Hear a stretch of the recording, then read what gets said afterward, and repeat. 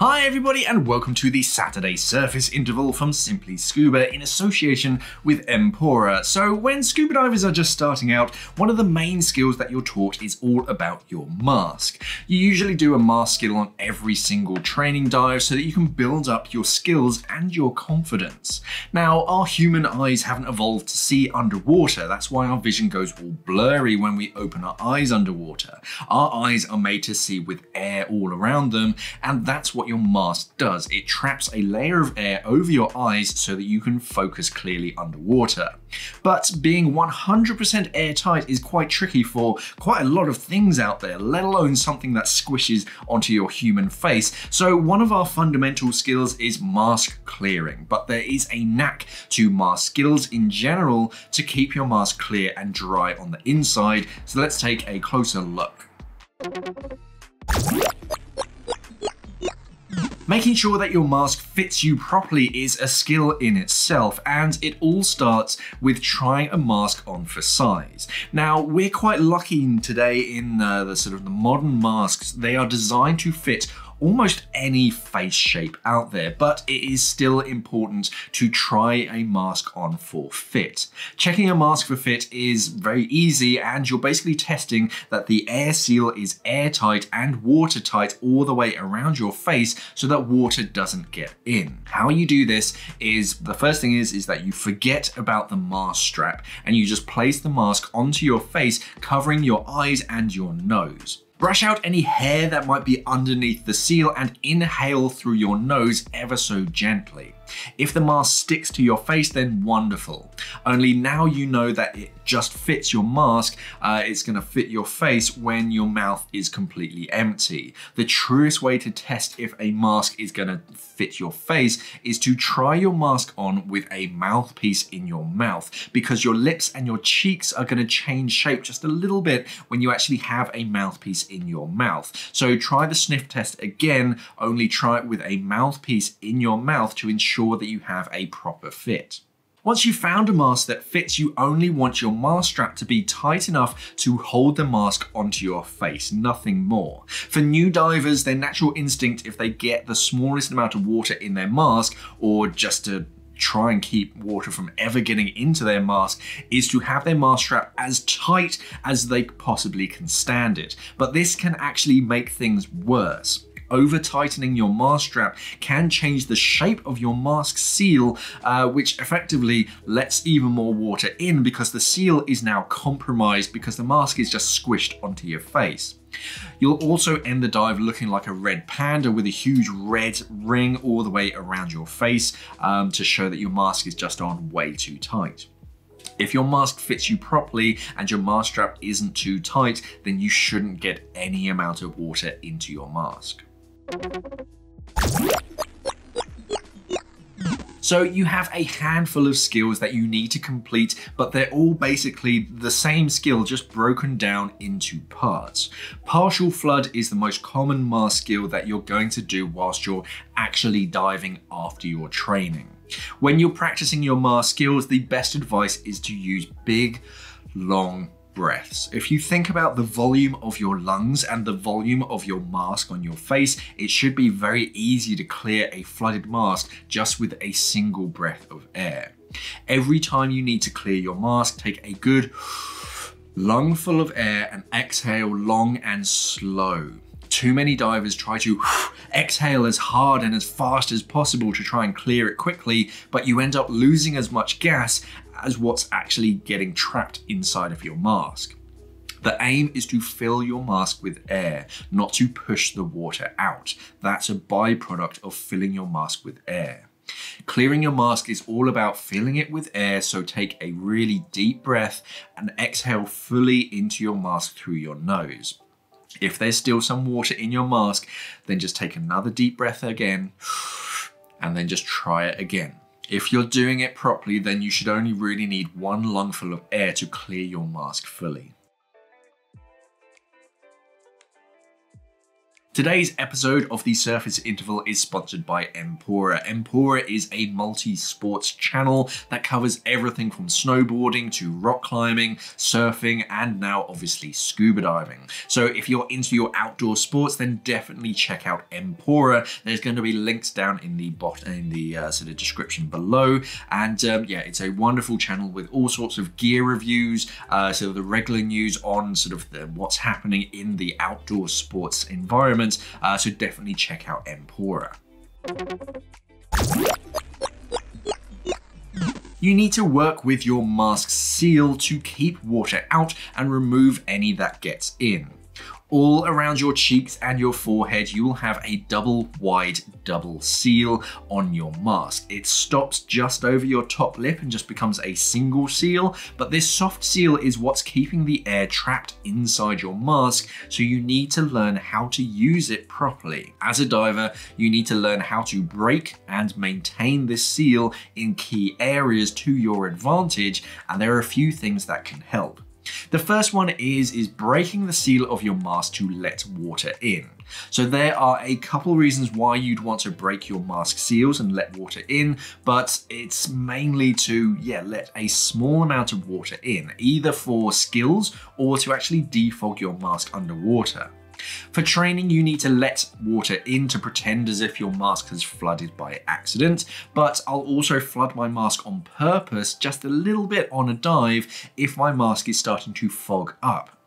If it fogs up underwater, I can use a little bit of seawater to kind of swish it around, clear up the fog, and then get rid of that water. Now, you only need to break the seal a teeny tiny little bit though. I tend to hold the mask frame with one hand and then twist the frame a little bit to lift the top seal away from my forehead whilst looking downwards. You don't want seawater running down your face, so you want it to run down on the inside of the mask's lens to defog it. So you want to be looking downwards so the water naturally goes away from your face and your eyes. When you want to get rid of that water, you want to hold that seal against your forehead and keep that sealing. Looking upwards this time to get rid of the water, gently press the top of your mask to your forehead and make sure that air doesn't escape upwards. Air underwater likes to go up, and if you just exhale in your mask whilst looking forwards, the excess air will just bubble out of the top, and you don't want that. You want to trap that air inside. So to displace the water in the bottom of your mask, you need to keep the seal at the top of your mask secure so that air is trapped inside, and the more air that you add up to it, it just fills down to the bottom. You'll notice on some mask skirts that they have funky patterns and detailing on them in key areas, and they're usually over the cheekbone and over the temple because that's where you need to hold the seal down and you might need a little bit of extra grip, so that's what that detailing is actually for. Preparing your mask for a dive is a bit of a ritual for scuba divers and probably slightly different for every single diver. Now, I've seen everything from divers just spitting in their masks right before they roll in, to divers ritualistically getting a bucket of seawater, filling their mask with water and delicately balancing that full mask until the last minute, but whatever works for you works. Preparing your mask starts the moment that you buy it. You need to prepare the inside of the lenses according to the manufacturer's guidelines. Some mask preparations can seriously damage your mask, so you do need to be careful and make sure that you do ask the manufacturer what they recommend. But my recommendation is to repeat the process at least one more time after you think that you're done.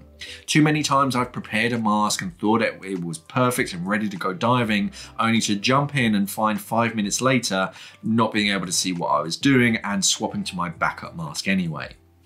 After that initial preparation, after you've done it and you repeat it and make sure that your mask is ready to rock and roll, you need to come up with your own ritual. From what I've seen, there are a few different concepts that you can kind of mix and match. The first idea to keep your mask defog is to obviously use a defog treatment, something like baby shampoo or a commercial defog treatment like a gel or a spray. Then it's best if your mask lens is kind of the same temperature as the seawater, so that it's at the right temperature that it's going to be for the entire dive. But it's also important that your face is the same temperature as the water too. If your face is nice and warm, but the glass lens is quite cold because it's touching the water, then any moisture from your face is going to condense really readily on that cold lens in front.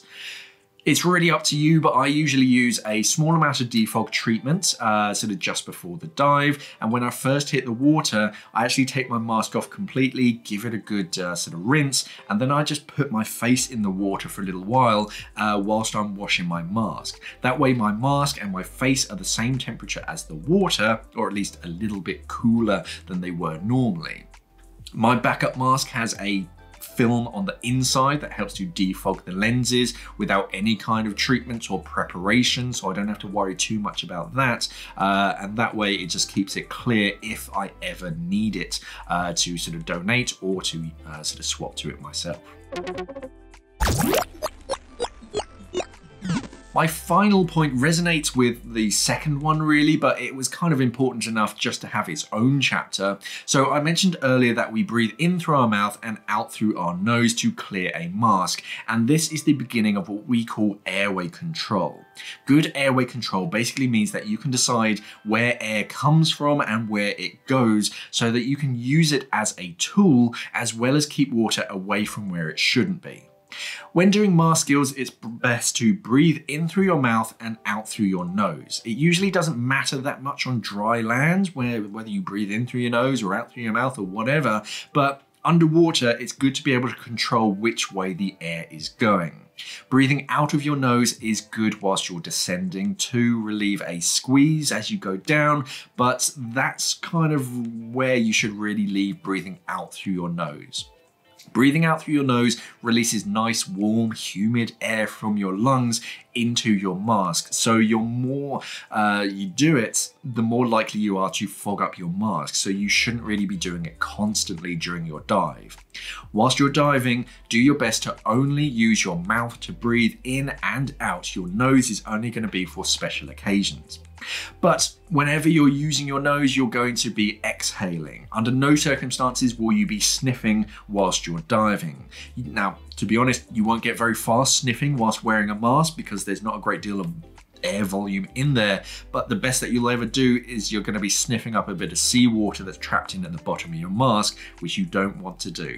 So with your nose, you're only going to be exhaling. As long as you're exhaling through your nose, water can't go up it, but your mouth is going to be doing most of the work during a dive. So hopefully that was helpful and maybe answers some of your questions. Your mask is one of your most important pieces of equipment, so it's important that you look after it and you know how to use it properly, because it's not as simple as just putting it on and going for a dive.